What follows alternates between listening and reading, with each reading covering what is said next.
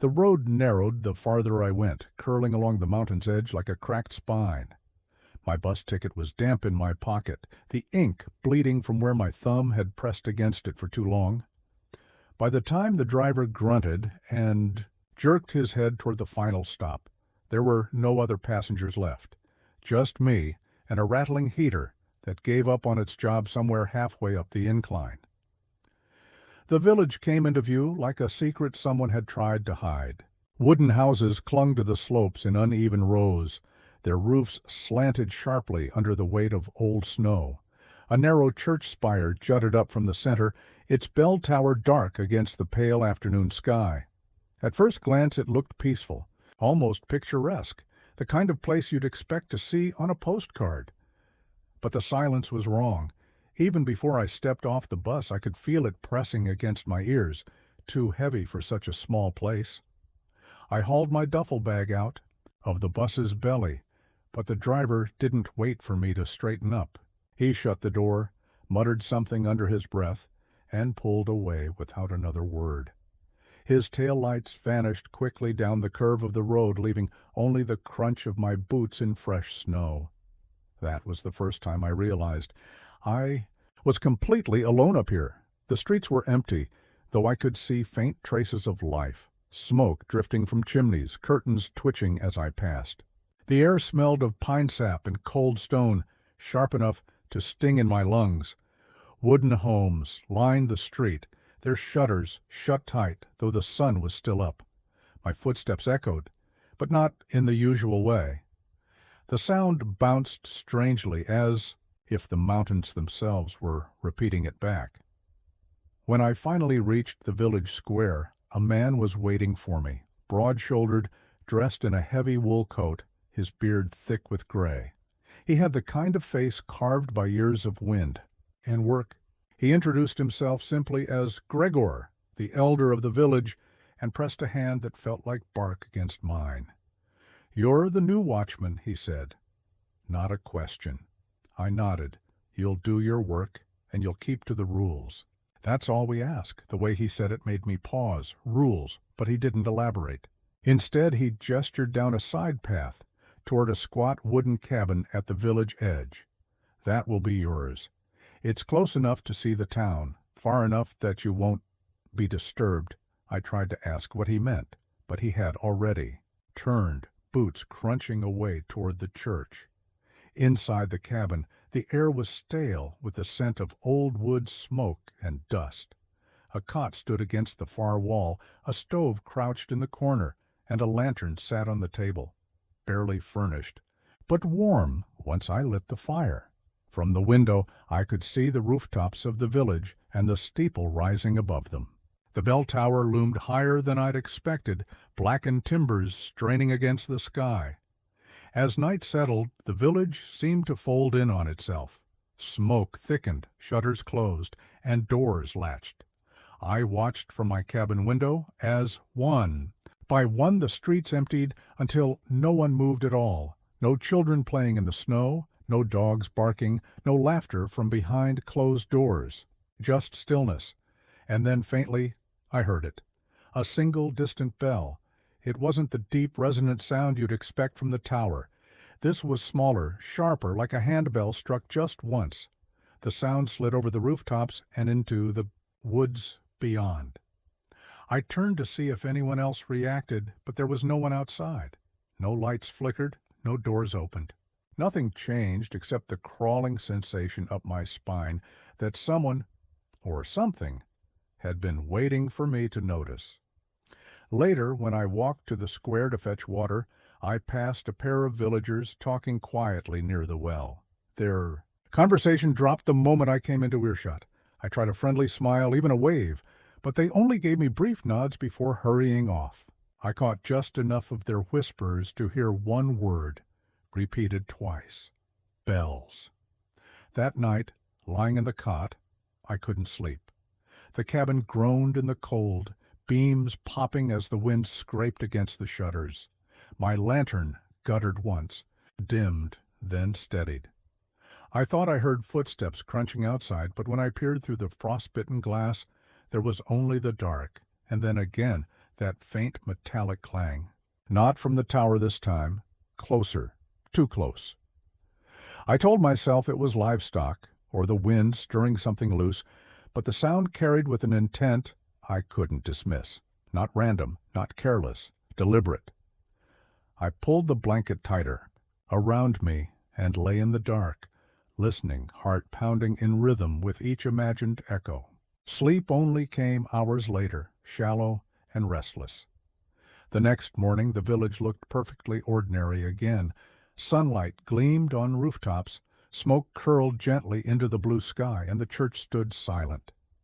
But every villager I passed gave me the same look, a glance just long enough to measure me, then averted eyes as though afraid to linger, and I knew without a doubt that whatever lived beneath their silence, it was waiting for me.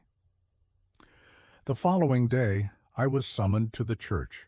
Gregor's messenger, a boy no older than 12, appeared at my cabin door just after sunrise. His knuckles were white from the cold, his eyes downcast as he thrust a folded scrap of paper into my hand. "The elder wants you," he mumbled, before running off without waiting for a reply. I followed the snow-packed path into the village square, where the church dominated everything. Its tower seemed taller in daylight, stretching far above the crooked rooftops. The wooden doors creaked as I pushed them open, and the scent of old incense and damp stone rolled out to meet me. Gregor stood waiting near the altar. Behind him, the stained glass windows were dark, the colors dulled by a sun that couldn't pierce the mountain mist. He gestured for me to approach without a word. When I did, he pressed a sheet of parchment into my hand. The paper was thick, yellowed with age, and the ink scrawled across it was sharp, deliberate, almost ritualistic. At the top, in bold, uneven letters, were the words, "Rules for the Night Watch." There were 8 in total. Never trust the bells after dark. If a stranger knocks after the second bell, do not open the door. If a bell tolls without a ringer, do not acknowledge it. After the 4th bell, always look at the sky. Do not follow the sound of a moving bell. If you see someone you know where they should not be, look away. Do not linger by the church tower after sundown. The watch ends at dawn, never before. I stared at the list for a long time, my breath clouding in the frigid air. This is a joke, right? Some kind of tradition to scare newcomers? Gregor's expression didn't shift. His eyes were dark, unblinking, as though he'd been waiting for me to laugh. When I didn't, he leaned closer, the smell of pine smoke and old tobacco clinging to his coat. "Tradition," he said flatly, "is what keeps us alive." The church was silent but for the faint groan of the rafters. I wanted to ask him what any of it meant, but his gaze pinned me in place. For a moment I thought I saw something flicker across his face, a shadow that didn't belong to him, the suggestion of a tolling bell behind his eyes. Then, as quickly as it appeared, it was gone. "Keep to the rules, Watchman," he said. "Nothing more, nothing less. If you don't, you'll understand soon enough." When I left the church, the villagers were already gathering in the square. They didn't speak, only went about their business with a practiced slowness.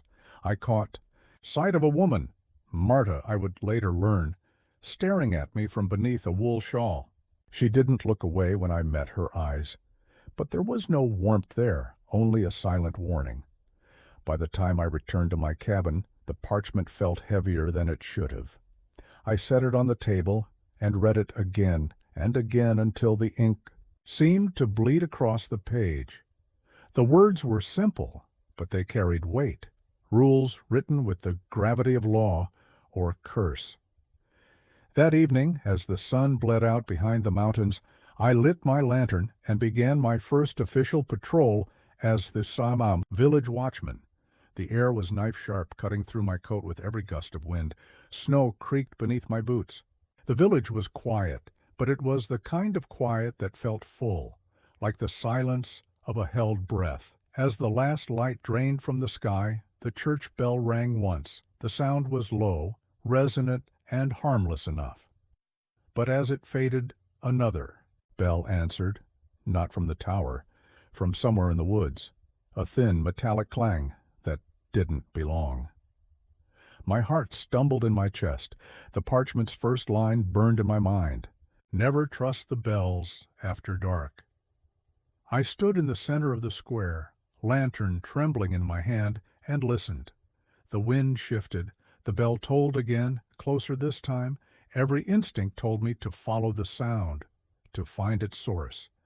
But some memory of Gregor's unblinking stare pinned me to the cobblestones. I forced my legs to move in the opposite direction, back toward my cabin. Each step felt like I was dragging myself through water, the bell pulling at me with invisible strings. By the time I shut my door and dropped the latch, the sound had stopped. The silence was worse. I lay awake for hours, the rules on the table beside me, their words glowing in the lantern light. I could still hear the phantom tolling in my ears, the way the notes seemed to burrow into bone, and when sleep finally came, I dreamed of bells swinging above me, not hung from ropes, but from veins, pulsing with blood, tolling in time with my heartbeat. The first nights passed in a kind of strained silence, as if the entire village was holding its breath, waiting to see if I would obey. I walked the crooked streets with my lantern, boots crunching in the snow, the light spilling weakly onto frosted windows. From behind the glass, I sometimes caught the flicker of candlelight, but the curtains always fell shut the moment I drew near. It was as though the villagers were hiding from me, or worse, hiding me from something else. The rules weighed on me like stones in my pocket. I read them each dusk, whispering them under my breath before stepping out. Never trust the bells after dark. Don't open the door after the second bell. Don't acknowledge a bell without a ringer. The words clung to me in the night air, both anchor and curse. On my third night, the air was brittle with cold. My breath streamed ahead of me like smoke. I made the slow loop of the village. The houses crouched in the snow like sleeping animals. My lantern hissed each time the wind pressed against it. That was when I heard the first sound. Not a bell, not yet. A low creak from above, the church tower. I craned my head, expecting to see movement, but the belfry was a black rectangle against the stars, utterly still.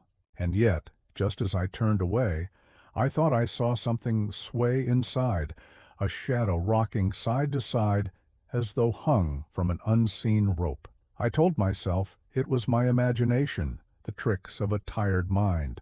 But then, from the opposite end of the square, a sharper sound rang out. Clang. I froze. The note was thin and solitary, like a handbell struck once by a careful hand. It didn't echo properly. Instead, it seemed to ripple outward, bouncing off the mountainsides in strange patterns, the sound always returning, slightly changed. I gripped my lantern tighter, my throat dry. That was when I felt eyes on me, across. The square, half hidden in shadow, stood Marta. She was wrapped in her shawl, her face pale beneath it. She didn't move closer, didn't call out, only shook her head slowly. A warning. Then she turned and vanished between two houses, as if the snow swallowed her whole. I forced myself to finish the patrol. Every corner seemed to breathe, every shadow stretched a little too long. When I finally returned to my cabin, the rules glared up at me from the table, and I traced my finger over the first one. Never trust the bells after dark. The next night was worse. I had barely set out when the bells began again. Not from the tower, but scattered, as if they were being rung from different corners of the village. A single note here, another there, weaving together into something that was not quite music, but not random either. Each toll made the air vibrate in my chest. When I turned down the narrow path behind the blacksmith shop, I found something hanging from a tree branch. A small brass bell, polished to a shine, swaying though the air was perfectly still. I stepped closer, my breath fogging around it. The bell's clapper struck once on its own. Clang, the sound was wrong this close. Two, deep, too full for such a small object, as though it were hollowing out the night itself. I reached out instinctively, then yanked my hand back, Gregor's voice echoing in my head. Do not follow the sound of a moving bell. I stumbled away, heart hammering, until the tree was lost behind me. The rest of the night dragged. Every alley seemed alive with faint ringing, and once, when I passed the bakery, I swore I heard whispering behind the shutters. Not voices exactly, but something in the same rhythm as the bells. When I returned to my cabin, I found something strange on the step, a smear of coppery residue, like rust or dried blood, glinting in the lantern light. My stomach tightened, but I forced myself inside and bolted the door. Sleep was impossible. I lay listening to the night breathe. The cabin's beams shifted with the cold, the stove ticked softly, and beneath it all I could still hear faint echoes of bells as if they were tolling inside my skull. And then the knocking began. Soft, hesitant at first, then firmer. I sat up in bed, my pulse roaring in my ears. No bell had rung, no signal, but the rules still clawed at my mind. If a stranger knocks after the second bell, do not open the door. This wasn't after the second bell. Not yet. The knocking came again, 3 times in quick succession. I crept to the door, holding the lantern out. Its glow barely touched the edges of the frosted window.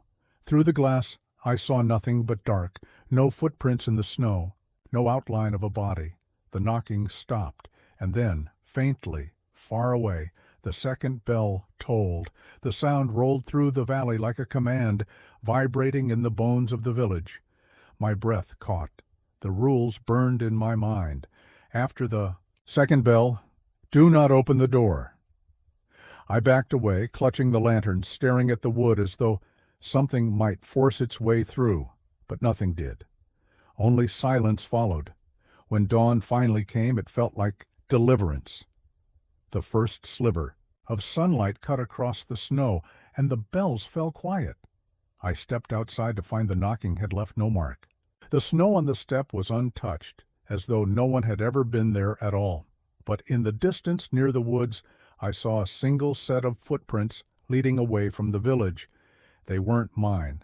They weren't anyone's I recognized. And they ended halfway across the field, vanishing into nothing.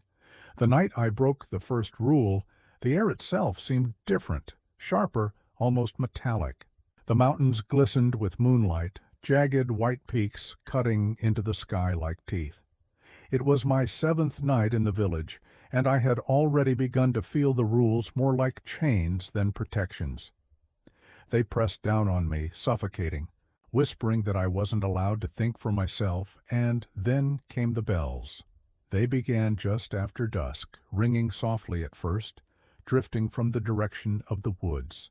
Normally I would have ignored them, kept my head down, stuck to my route.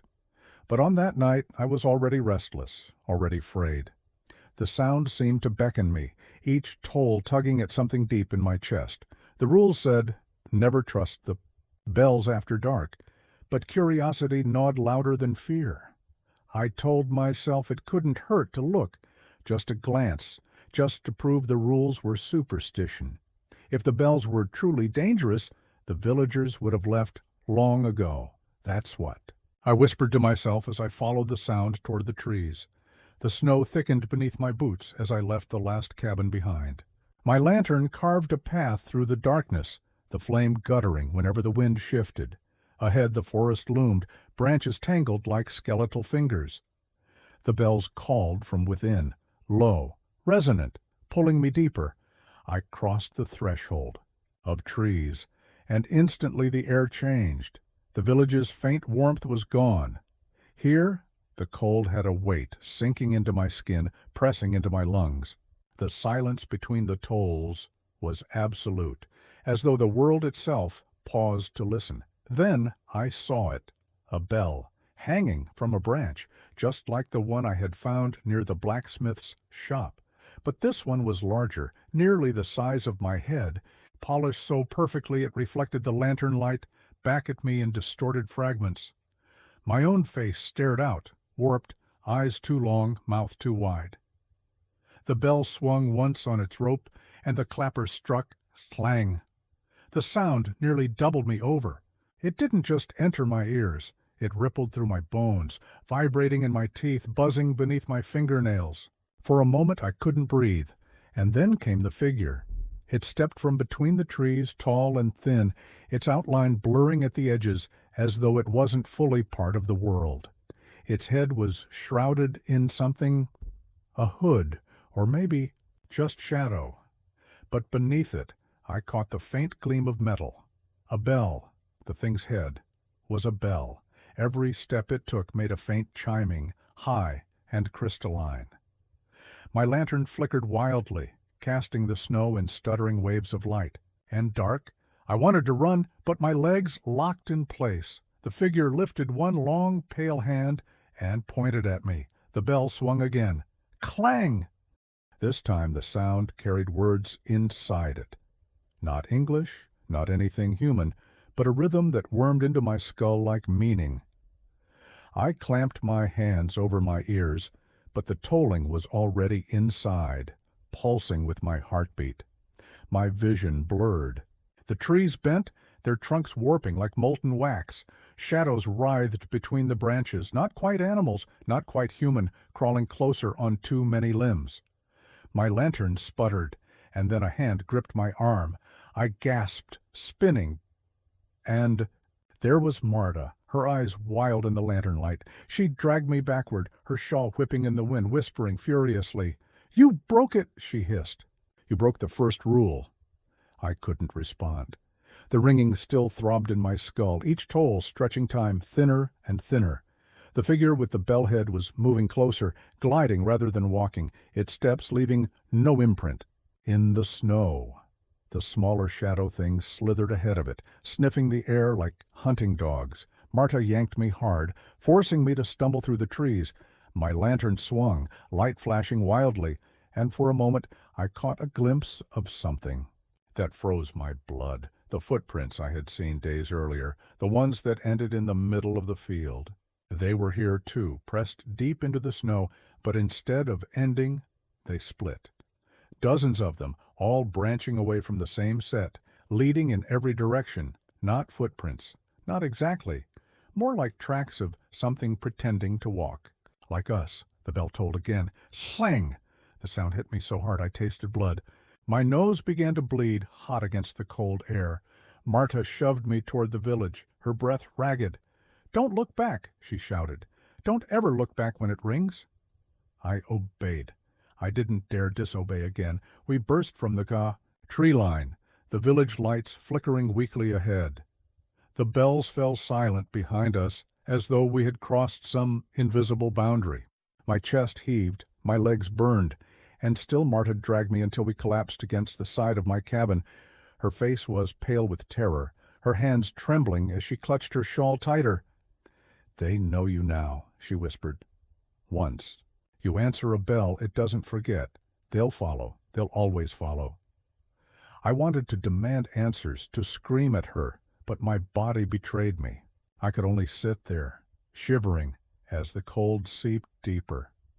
That night, I didn't sleep.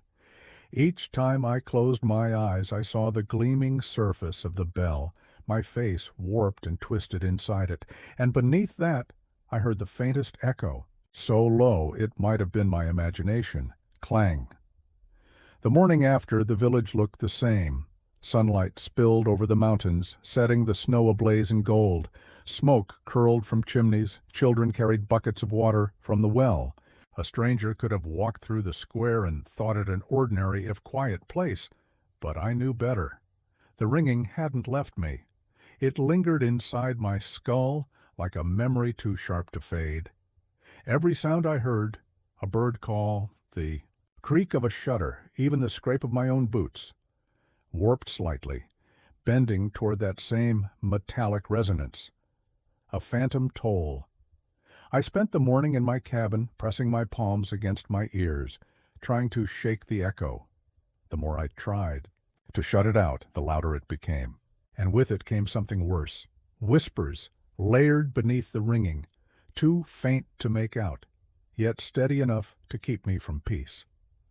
When I stepped outside at midday, Marta was waiting. She looked as if she hadn't slept either. The shawl she always wore was tighter than usual around her shoulders, her lips pressed into a thin line. "You shouldn't have gone," she said without greeting.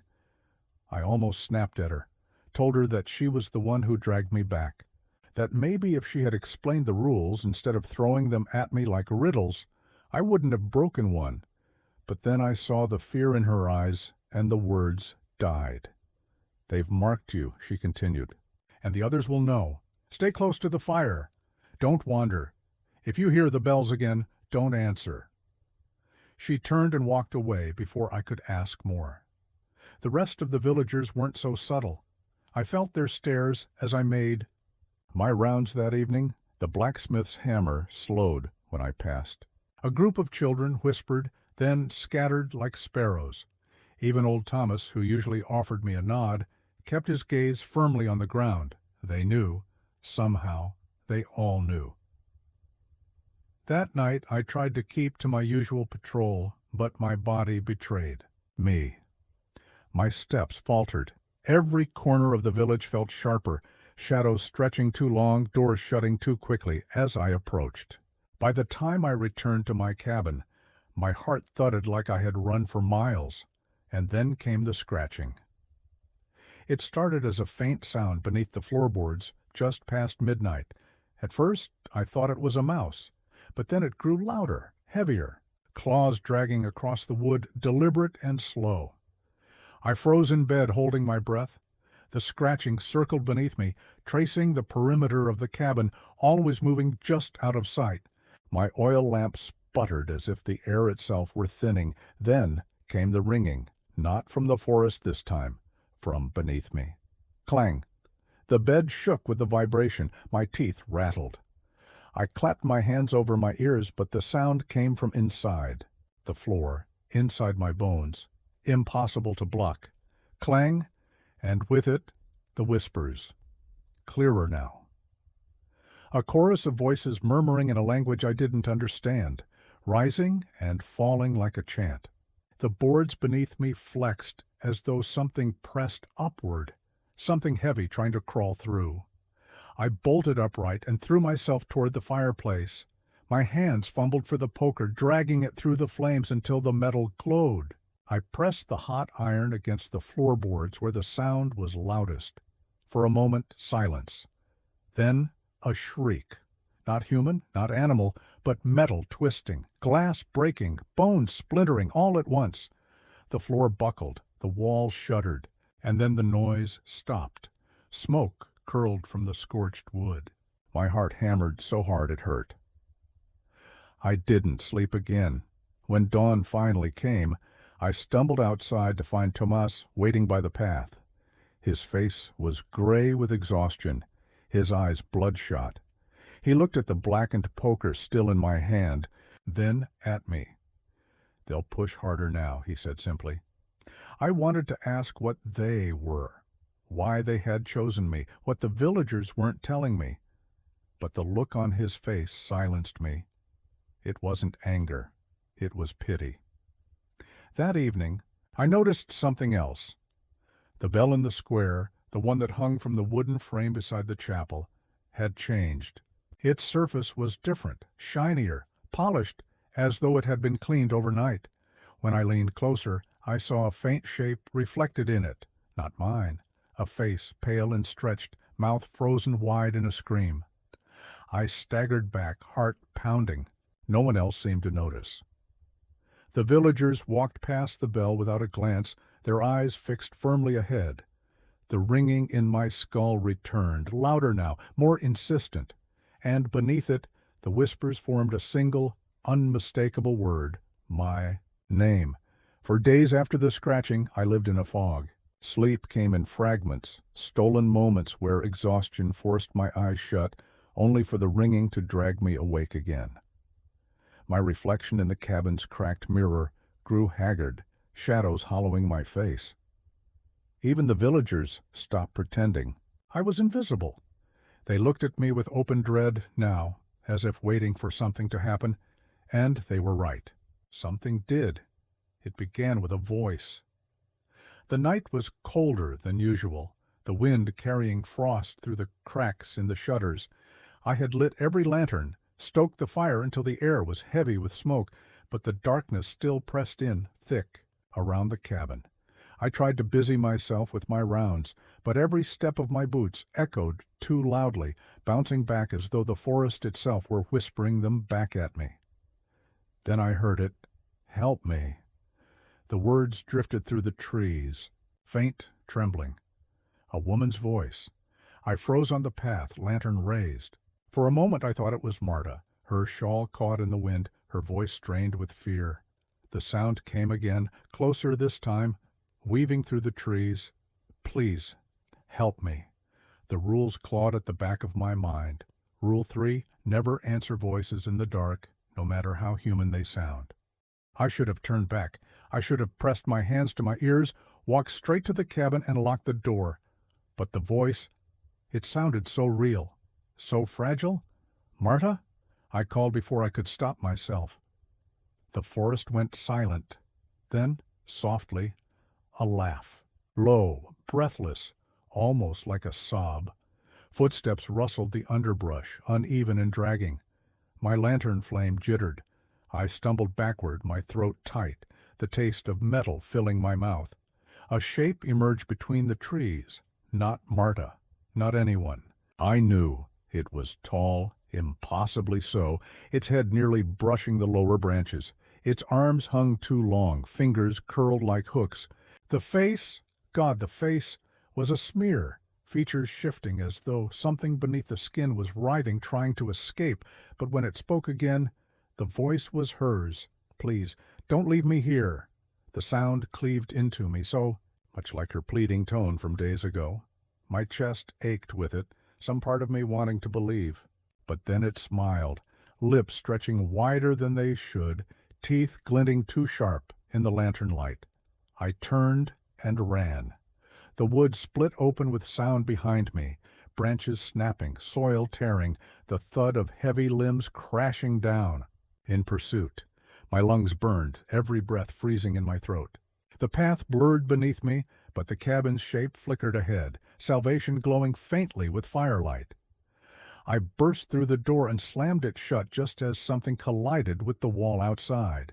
The wood groaned, hinges rattling. I threw the bolt, pressed my back against the door, and listened as claws scraped down its surface, leaving grooves deep enough to catch the moonlight. And then silence. The voice came again, softer now, muffled through the wall. Please let me in. I'm so cold. I squeezed my eyes shut, pressing my palms to my ears, but it seeped through anyway, the same words, over and over. A lullaby of deception. When dawn came, the voice finally stopped. I opened the door cautiously. The ground outside was torn to mud, deep gouges cut into the earth where something had dragged itself back into the trees. My door bore claw marks as long as my forearm, and hanging from the handle was a single length of threadbare fabric, Marta's shawl. I carried it to her house, hands trembling. She opened the door, her expression tight, when she saw what I held. They took it, she whispered almost to herself. Her hand snatched the shawl from me, clutching it against her chest. They can use anything we've touched. A voice, a memory, a face. That's why we don't answer.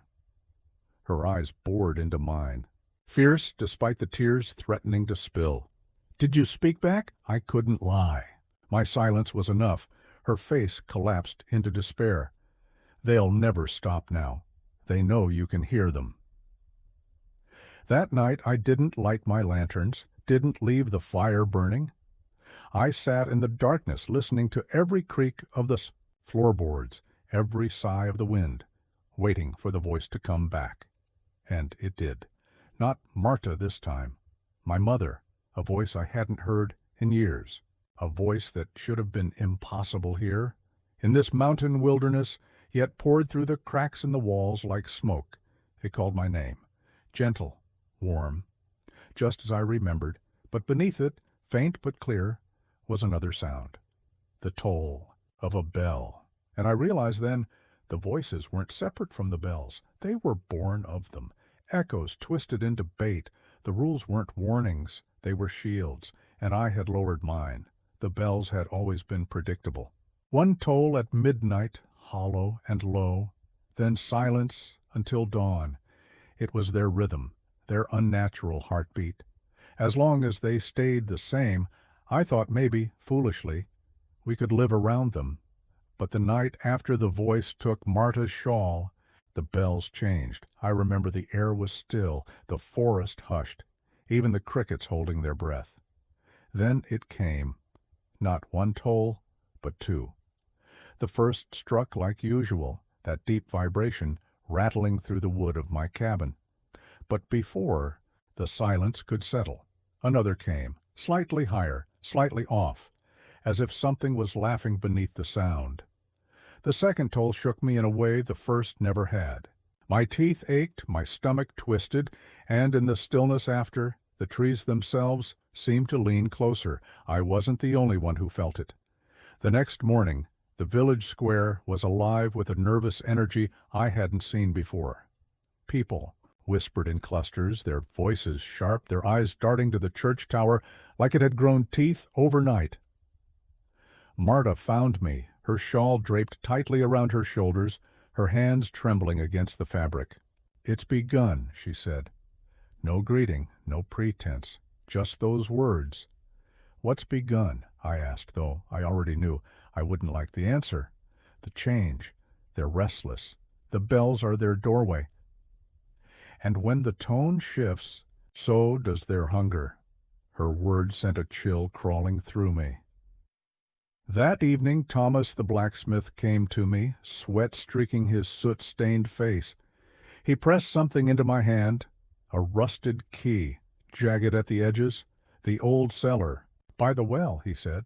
"If the bells keep changing, we'll need it, for shelter or for sacrifice." He didn't wait for me to ask what he meant. He just walked away, shoulders heavy, like the words themselves had drained him. That night I braced myself for the bells. I set every lantern burning, fire roaring. In the hearth, hands clenched so tight around my rifle that my knuckles went bloodless. Midnight came, one toll, then another, then another. 3. The third shuddered through the mountains like a cry of triumph, and then silence, thick and smothering. I held my breath. Outside, the forest moved. Not the wind, not the sway of branches. The movement was deliberate, calculated. Footsteps, dozens of them, circling the village. The ground itself seemed to pulse beneath my boots. I peered through the sliver of my shutter. The village was alive with shadows. Figures slipped between the houses, tall and wrong, their limbs jerking like marionettes. Their faces were indistinct, but their mouths moved, open, close, whisper, open, close. I couldn't hear their voices, not yet.